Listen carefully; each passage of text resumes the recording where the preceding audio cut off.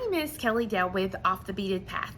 I have a studio location in Forest City, North Carolina. I have a website called offthebeadedpathbeadstore.com, and I've been here on YouTube for about the last 10 or 11 years. I'm so happy you joined me today because I'm going to be showing you how to make a quick and easy bracelet using the waxed Brazilian cord. Now the cords you see here are some brand new cords they just come out with, which are their metallic colors. And when I seen these metallic colors, I thought, man, this gold one especially, I have some beads that we just got in that are gonna look fantastic with these. So let me go ahead and show you what you're gonna need for your project and how simple and quick this bracelet is gonna be to make. So as I was saying, when I seen this metallic gold thread, I knew I had exactly the right things to go with it because we had gotten these beautiful kind of pumpkin and metallic gold color bicones. I believe these are 6 by 8 millimeter. And we also got this really pretty sun coin bead that were the same color of this pumpkin. And I'm so ready for fall, so I thought, okay, those will look great with the gold. And then we got a beautiful temple, it's called a temple, T-E-M-P-L-E, clasp from Tiara Cast, so I'm gonna use that. I'm gonna be using a 10 millimeter 14 gauge twisted gold plated jump ring. And these are so beautiful. The twist just gives them such a nice, beautiful shine to them. And then I'm going to use just a little piece of a 20 gauge in the, you can use artistic wire, whatever you want to use. But I'm going to use just a little piece of this as well as a yard of this really pretty metallic gold. So the first thing I'm going to do is I'm going to use just basic pliers here. And I'm going to start out by making a just start of a wrapped loop. So I'm going to come down about an inch. And I'm going to bend the wire straight out at a 90-degree angle, just like this. Now, if you're not proficient with making loops, I will put a link. I did a whole video series last year called Back to Bead School, where I taught all about how to make loops. So I'm gonna link that below in the video description. So I'm going to start out by making the start of a wrapped loop here. So you can notice that I left that loop open. And the reason I left it open is because I'm going to take and thread on the temple clasp, the circular part of the clasp. So then using my round nose pliers to kind of hold that loop in place so it's completely holding that loop there, you can see. I'm going to take my flat nose pliers and I'm going to do just a couple of wraps. Not a whole lot, just a few. My goodness, there we go. And the pliers that I'm using are called the Chroma pliers, C-H-R-O-M-A. I sell these on my website. They are amazing little pliers.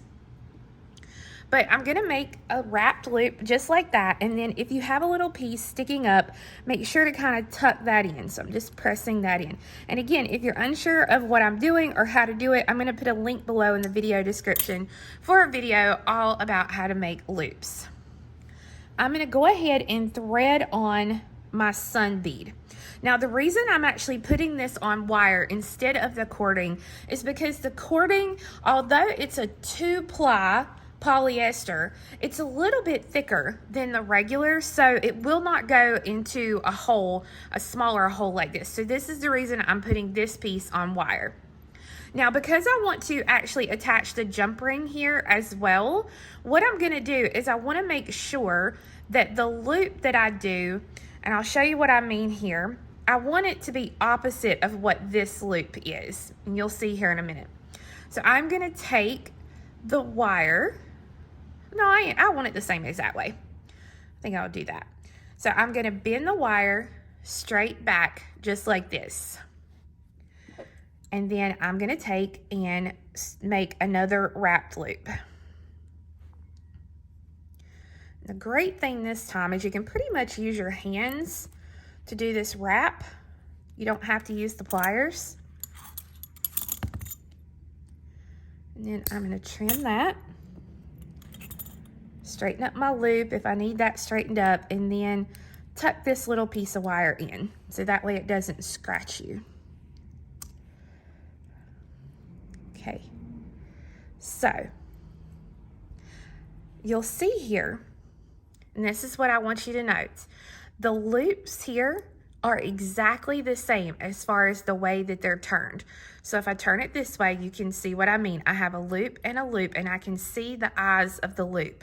The reason I have that, and the reason I want it this way, is because this way it'll make the toggle sit flat exactly like we want it, and when I attach that jump ring, it's going to make that jump ring sit flat just like this as well. So that's why we want those loops to be exactly the same size, or not the same size, but facing the same direction. And if they're not, just grab a hold and twist to make it do what you need it to do. Don't stress about it too awfully bad there. Okay, now I'm going to open the jump ring. Now these 10mm rings are harder to see the cut in them, so you really kind of have to look closely. And I'm going to take and twist the ring apart just like that and attach it. And then this is the hard part on these rings because they are such a thicker metal. It's a little bit harder on your pliers. So you don't want to use a pair of flimsy pliers for these. You want to really make sure you get yourself a good pair of pliers, heavy duty pliers, to close that ring. There we go. You can also take and attach the ring when you make your loop here, just like when I added the toggle. So that way you don't have to worry about opening or closing the ring. It's completely up to you. But at this point, this is what I've got. Now I'm ready to start adding my little cording and my beads. So what I'm going to do is I'm going to take the cording and I'm going to bring down about 2.5, 3 inches, just like this. I'm going to fold it over, and then I'm going to make a knot. Now this is where, if you have a stick pin or if you have an awl like I'm using here, and I always get questions about the awl cover, I'll link below in the video description where you can get the pattern for the awl cover. Okay, and I'm going to make a knot and make sure that's pulled really good and tight. And then I'm going to leave this little extra piece here because if I have any beads left over, I may put one of these beads on and put a little knot here on the end. So for now, I'm just going to leave this as it is. And you're going to take the cording, thread a bead on, bring it down, and then just like I did a minute ago, I'm going to make a knot, just a regular knot. And this is where something like your awl is going to come in really handy. If you don't have an awl, you can also use a round nose pair of pliers to get your pliers in the loop to pull it up against your bead. I personally like my awl, so I'm just going to use my awl here. And what I want to do is I want to bring that knot all the way up against the bead, just like that. Okay, and I'll show that to you again. So I'm going to put on a bead, bring it down, make a knot, and what I do is I put the awl into the knot here and I pull the thread, and as I pull the thread and get it tight, you'll notice that I'm bringing it here to the very tip of the tool. And then once I slide it off, I take my thumbnail and I just kind of push like that so that it pushes that knot all the way up against the bead that you've got there. So just pull it down just like that. Put a bead on, bring it down, and I'm going to continue to add my beads with the knots until I get the length that I want. Now, the thing about these beads that I'm using, because they're a check glass bead and they're a specialty shape bead, they're a little bit more expensive. So what I like to do is I like to only use one strand. So that's the reason why I put the big sun coin bead on there, and I've used a jump ring, and I may end up using a jump ring on the other end as well, just to kind of give it a little bit more length to the piece. So I'm going to keep making my knots and adding my beads on until I get to the desired length that I want for my bracelet. So as you can see, I have my beads on my piece here, and I'm pretty happy with it. I have about another 3/4 inch down here before I reach the length that I need. So what I'm going to do is I'm going to take the another jump ring, and I'm actually going to go ahead and tie this onto the piece.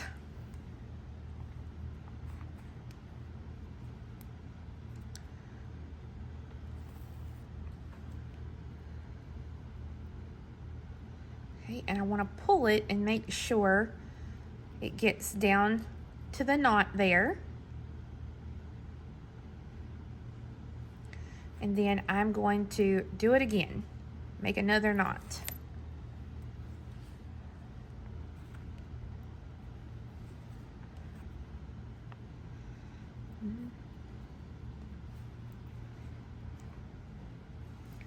And if you need to, you can take a pair of pliers and you can pull your cording really, really tight, so that way you know that this is not going to come apart.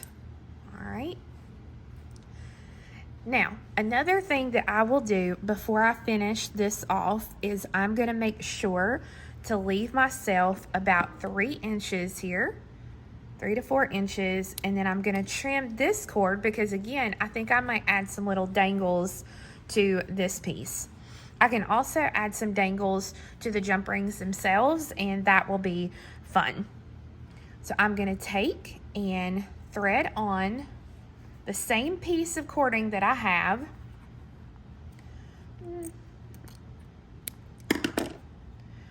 And I'm going to even up the ends, and you can see I've just put them on the jump ring just like this.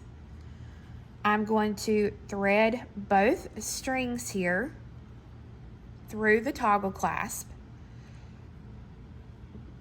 and then I'm going to tie these to the jump ring.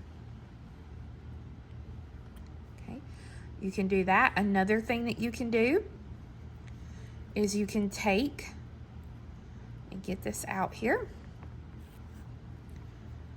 You can take your 2 pieces of cording, thread them through the toggle bar,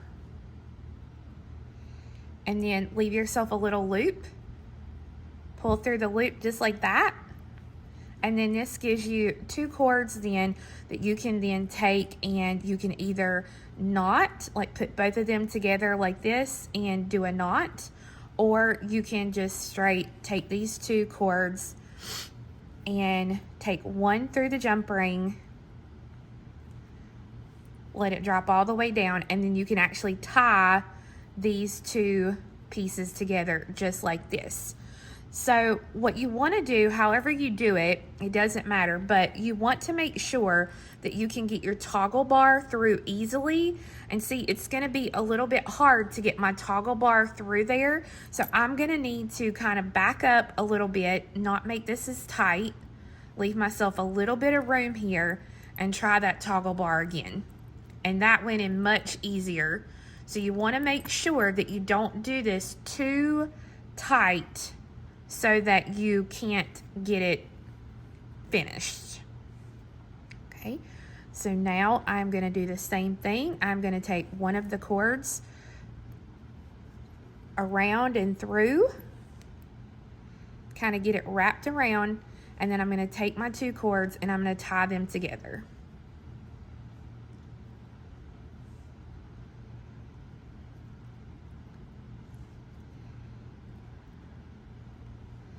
All right, again, make sure that you didn't do it too tight there.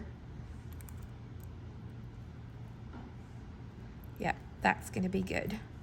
Oh, what happened there? It must have came out. Look right there, you see? It didn't get closed good, so I'll have to open up my ring and try to get it back into that. So that's okay. That is okay.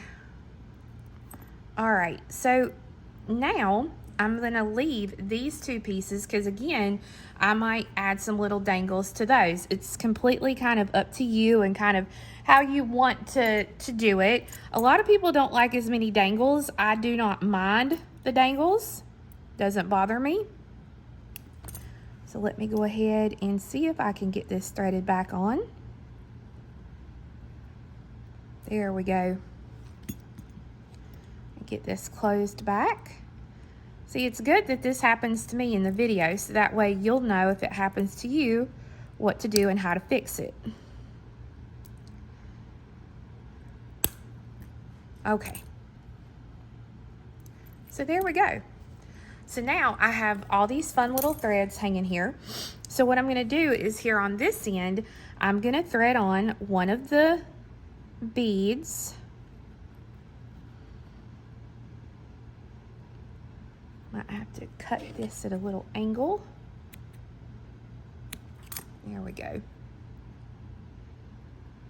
Thread on one of these, just like that, and make a knot.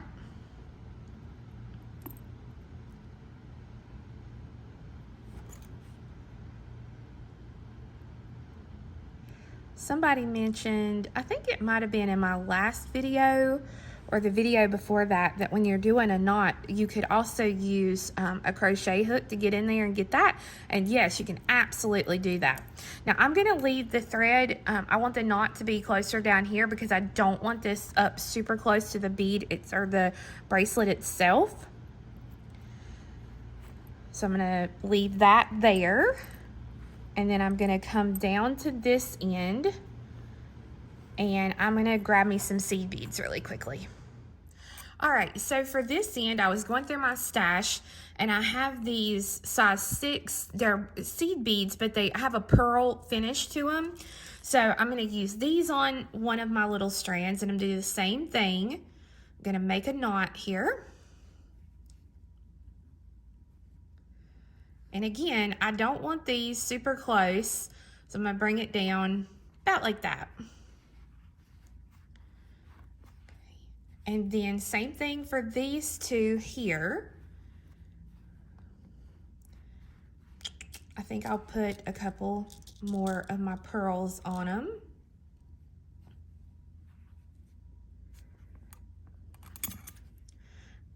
I might put it on one and just, I don't know what I'll do with the other. Haven't decided yet. So I'm using 3. Might use 2 on this.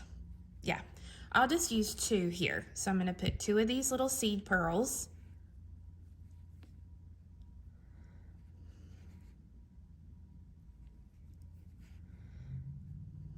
And again, I don't want it right up to the toggle. I want to leave a little bit of room here. So I'm going to put 2 there. And then I think I'll put 2 on this one as well. It's kind of one of those you can just play. It's kind of a design on the fly thing. So you can just kind of play with it and see what you like. I mean, you might not even want little beads on here and you might just get rid of them and finish them off. Whatever floats your boat. And I'm not one who has to have everything symmetrical. I actually like it if it's not symmetrical. So I'll just put the knot wherever. And now I'm gonna go and grab my lighter because we're gonna trim these ends and then just hit them with the lighter. Okay, so all I have to do now is trim the end. And then I'm gonna use, this is just a big lighter, and I'm just gonna hit the end just like that. Now, with this cord, because it has the metallics in it, it's not gonna melt as good and as easy as some of the other waxed polyester cords, just because it has that metallic cording in it. So just be aware of that, okay? So that's why I'm not, hitting it super close, because that metallic cording is not made to be put in a flame. And I'm not in the flame.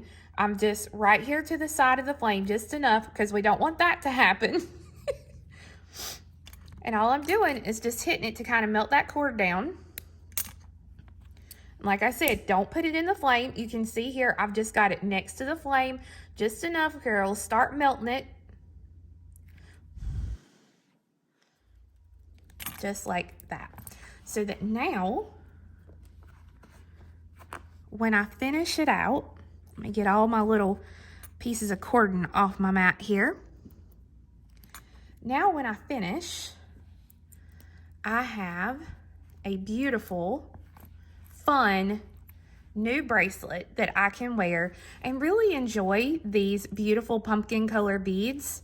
So let me put this on real quick and so you can see what it looks like actually on. And like I said, you know, when you are doing this, if you don't want any of these little extras, you can cut this and just kind of melt it together and play with it. Have a good time. Really have fun with this design and design on the fly with it. Here we go. So see, now it looks like that, or I can turn it like this and actually have this be the top and have a little fun piece. Now you'll notice here that this is kind of sticking out. So if this is the way that I want to wear it, I can actually take this and kind of bend this down a little bit, just like that. So that way it's fit more to my wrist. And I actually think, I'm gonna take this off because I actually think that I like just these here. So I think what I'm gonna do is, first I'm gonna fix this. Let me fix this and just kind of bend it down a little. And then I'm gonna fix the wire here. There we go.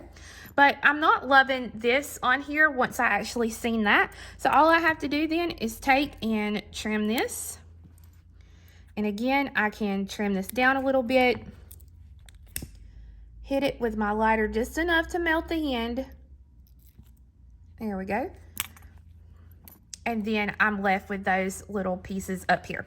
Now, for those of you who get completely stressed out about things as far as jump rings and things like that, you can also take your jump rings, the opening of your ring itself, I'm gonna find it here, and I can use some of this Loctite super glue, and you only want to put just a tiny little dab of glue that will kind of go into the opening of the ring. Okay, so if it completely stretches you out, you can do that. It's not necessary, but you can do it. The biggest thing is, like the old Brill Cream commercials used to say, a little dab will do ya. Legit, just a tiny little dab in the cut of that. You do not want more because it will turn white anywhere where there's a ton of excess, and you're going to be able to see it. So I have, since I'm doing kind of a design on the fly, I have 3 of these little beads left. So I'm going to see what I can do with those. So the earring that I made, I love it. I like a long earring. If you want to make it shorter, you can definitely make these little pieces shorter. So let me show you how I used up some more of my jump rings and my last 2 beads here in the pack. I'll have 1 left that you can put into your bead mix bowl, whatever you want to do with. But what I've done is I've taken a piece of cording about 12 inches long. So you can see here I've got my 12 inches and I fold it in half so that I've got 6 inches that's folded. And what I'm going to take and do is I'm going to take one of my jump rings here. I'm going to put both ends through the ring, pull it through, leave a loop, and stick the pieces through the loop so that I have a little catch here for those. Now, because I finished this one and I know kind of the lengths that I want for my earring, I'm going to take these little pearls that I had. You can use a size 8 seed bead, size 6 seed bead, whatever you want to do. I'm going to thread 3 of these on to one of the cords. So 1, 2, and 3. And the first one of these you make, you're just going to kind of have to eye where you want your knot to be. Like I said, I already have one done, so I'm going to go ahead.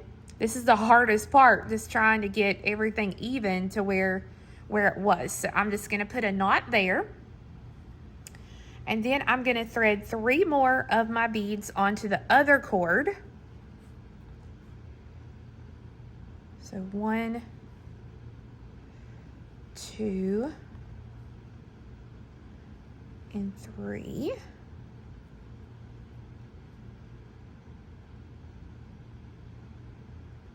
Well, that one don't want to go on good. Let's try this one.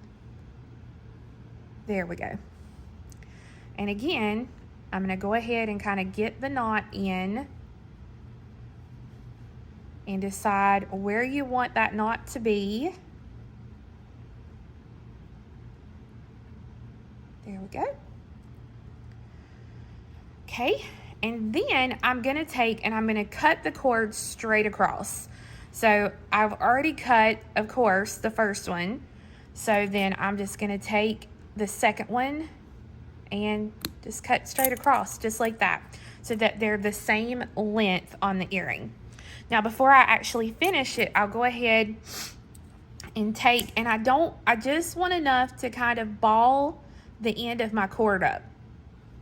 All right, so that way they don't come unraveled as you're wearing them. So you just barely want to hit it with the lighter. Then I'm going to take another little piece of that 20 gauge gold wire. I don't measure here, I just cut. And then I'm going to do a wrapped loop, or you can also do a plain loop, whatever you want to do. But I'm going to do my loop.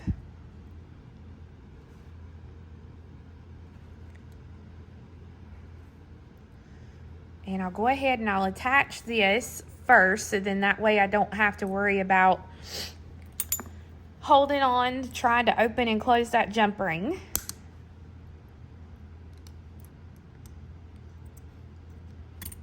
Okay.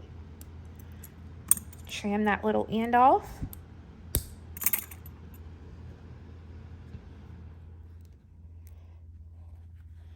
Thread a bead on. And then this time, I want my loops to be opposite. So instead of being the same way, and so if I hold it like this and I don't see the loop front ways, I want to see the loop here up top. So I've got to make sure to do it the opposite direction. That way it'll lay right with my ear wire. And then again, I'm going to make a wrapped loop here.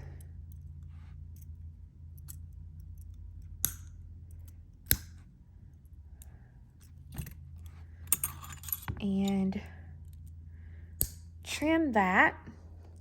Now you can put any kind of ear wire on this that you would like to put on it. I have some gold lever backs that I want to use, so I'm just going to open the lever back. Let's see, I need to put this backwards to front. There we go. Slide that on, and now I have my earrings to go with my bracelet.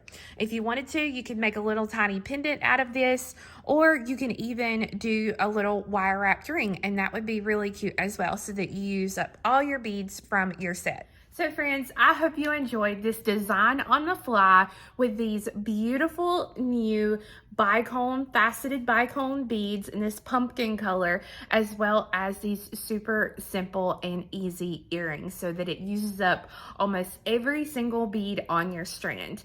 I do have direct links to all the things I used in the video today directly under the video in the video description box, so make sure to look at those for all the info from today's video, and for links to the videos last year, or actually maybe in 2020 that I did back to bead school, where I showed you how to make all those loops, plain loops, wrapped loops, and all of that good jazz. So I hope you guys have a great day. Make sure to come back next week, because it's the start of International Beading Week. If you've never heard of it, I'm going to put the link to the website below in that description box. We're going to have a blast, and I cannot wait to tell you about all the fun things we're going to do next week. We'll see you next time. Bye-bye.